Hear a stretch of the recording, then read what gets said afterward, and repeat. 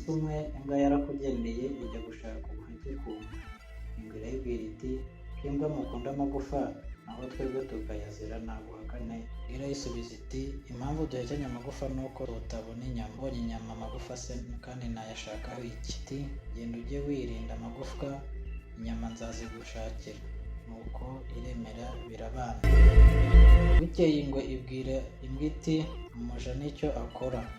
Abana banjye ngaba ujye ubandebera nimpiguka ubanzanire bonke, ninjya guhiga usigare ubarinze ubakinishe boye kugira irungu. Kandi nongeye kukwibutsa uramenye ntuzagire igufwa uhekenya ritazanyicira abana.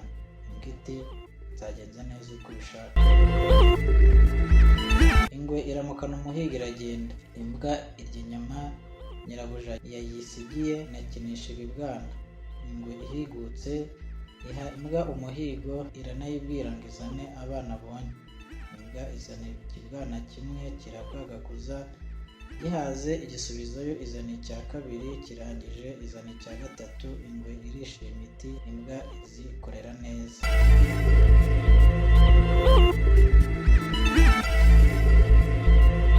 Imbwa ikarya inyama amagufa ikayata ku gasozi. Ahita iminsi ibigenza. Hanyuma ingwe ikajya itaha ubusa, inyama zirabura, imbwa irasonza. Umunsi umwe ingwe ijya guhiga kure, imbwa inzara yirembeje ijya aho yajugunye amagufwa, yegura igufwa rimwe irahekenya kogoco kogoco. Igiye kurimara akabaru karataruka ngo du, kikubita mu jisho ry'ikibwana cy'ingwe. Imbwa nayo iza irikurikiye isanga icyana cy'ingwe ijisho ryaturumbutsemo kirasambagurika. Ntiyarushya ibaza igica umutwe, irawuzika agahimba irakinovora yiyicariraho. Ingwe ihigutse ihamagara abana ngo bonke. Imbwa izana icyana cya mbere, kirangije izana icya kabiri, hanyuma isubizayo icya kabiri, hanyuma isubizayo icya mbere. Ku mubare ikaba 3. Ingwe irishima ngo umuja wayo arera neza. Isubiye guhiga imbwa irasonza maze iribwira iti igufa rijya kwica umwana w'ingwe nuko narekenyeye hafi, noneho reka njye kure rihekenyereyo. Irarifata iriruka ijya hirya y'umusozi iraryahuka. Igiye kurangiza yumva ngo du, imenya ko ari ikibaru cy'igufwa kigiye kwica ikibwana cy'ingwe. Yirukira kubura hasi no kubura hejuru. Igeze aho ikibwana kiri isanga kirasamba. Igica umutwe irawutabika agahimba irakamira maze yiyicarira hasi.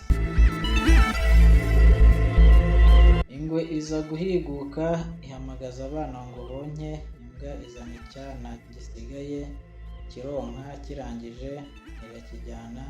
Igeze hirya irakigarura kironka, igisubizayo iragikanda kiraruka, irongera ikigarura ubwa gatatu kironka, igisubiza mu ndiri yacyo. Ingwe irishima ngo abana bayo barabyibushye.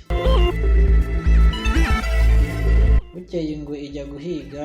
Imbwa ibonye amagufa yagirana ku zuba iribwira iti ikica abana b'ingwe ni uko nyahekenyera hafi. Ndenze imisozi 2 nayihekenya ntibigire icyo bitwara. Ibatura igufa igenda yiruka irenga imisozi 2, ibona umwobo w'inyaga yinjizamo ikinwa irahekenya. Igiye kurangiza yumva akabago karatarutse kayitsibura umurizo gahorera gasanga icyana cy'ingwe. Imbwa ivumuka mu mwobo itumva itabona, kibuno mpamaguru. Igere ku ndiri isanga icyana cy'ingwe kirasamba. Ijisho ryanobotsemo iti bite se kandi ari iki cyari gisigaye? Ingwe niza ndayikika nte? Imbwa iragihuhura irakirya itabura n'uduhanga yatabye twose iraduhekenya. Irangije ifanyamo yiruka igana mu bantu. Ingwe ihigutse ihamagara imbwa ngo iyizanire abana bonke irabaheba. Ijya kureba mu ndiri isanga ayihamagara iti imbwa yampekuye. Ikubita izuru aho imbwa yaciye irashogoshe irayikurikira. Imbwa igiye gukandagira munsi y'urugo rwa mbere yumva ingwe yayisatiriye ikaza amaguru yitura mu rugo.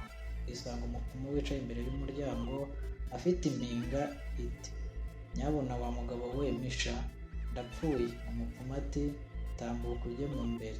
Imbwa yinjira mu nzu, irabuka umutiba munini cyane mu mfuruka ya ruguru. Ibwira umupfumu iti nterura unjugunye muri uyu mutiba. Umupfumu ayijugunyamo, arangije igarukira mu irebe ry'umuryango n'impinga ye. Ako kanya ingwe ihashinga amajanja, ibaza umupfumu iti wamenya aho imbwa nari nkurikiye yerekeye ko yamariye abana? Umupfumu ati simbizi. Ingwe iti ubanza ntakiyibonye, ndagurira amenye uko nzayica. Umupfumu yegura imbehe ye, inzuzi arazikabukira ati urayishe ntibihagaze, urabe wumva mutima muke wo mu rutiba. Ingwe iti nzayitsinda he? Umupfumu akabaza uko bazabaga inka vuba ati uzayitsinda ku mayezi babaza inka. Ati urabe wumva mutima muke wo mu rutiba. Ingwe iti ariko umutima muke wo mu rutiba uvuga ninde? Umupfumu ati ni izi nzuzi mbwira. Ingwe irikubura iragenda ijya mu bihuru byo hafi y'urwo rugo. Bukeye babaga inka bayitsinda mu rutoki. Imbwa yumvise akuka k'amayezi biyanga mu nda, ibwira wa mupfumu ngo ayikure mu itiba ihumeke gatoya. Umupfumu arayisubiza ati nta matwi wari ufite igihe baragurizaga kukwica? Imbwa iti sinzarenga irembo nkura muri uyu mutiba. Umupfumu arikuramo. Imbwa irinanura ituma izuru hanze, agatima kararihari. Ihagarara mu muryango ireba hanze, yumva irashishwe, isubira mu nzu. Umutima uyanga mu nda, igatirimuka igera mu rugo, iramuka iti ningwe y'ingore iyo ngira umuhoro wanjye. Isubira mu nzu yiruka. Naho ingwe yabunze mu rutoki hafi y'amayezi ntiyakoma. Imbwa agatima karanga kararehareha, iraturumbira, iragenda igeze mu bikingi by'amarembo, irashishwa, isubira mu nzu, bivuga kwa kuntu ngo ningwe y'ingore iyo ngira umuhoro wanjye. Imbwa biyanga mu nda, ihubuka mu nzu, iragenda igera mu ibagiro, yinukiriza amayezi, ibonye ihavuye amahoro iti nta cyago gihari. Isubirayo igira ngo yitonde ihunahune aho babagiye. Nuko ingwe iyibonye iritunatuna, iyisimbukira ku gakanu irayica. Sinjye wahera, ahera mutima muke wo mu rutiba. Umutima muhanano ntiwuzura igituza.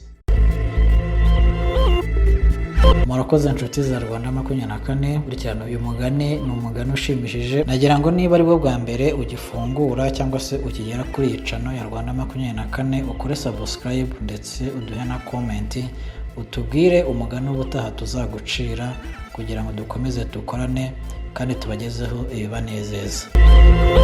Murakoze, mwari kumwe nanjye Mombasa. Bye bye.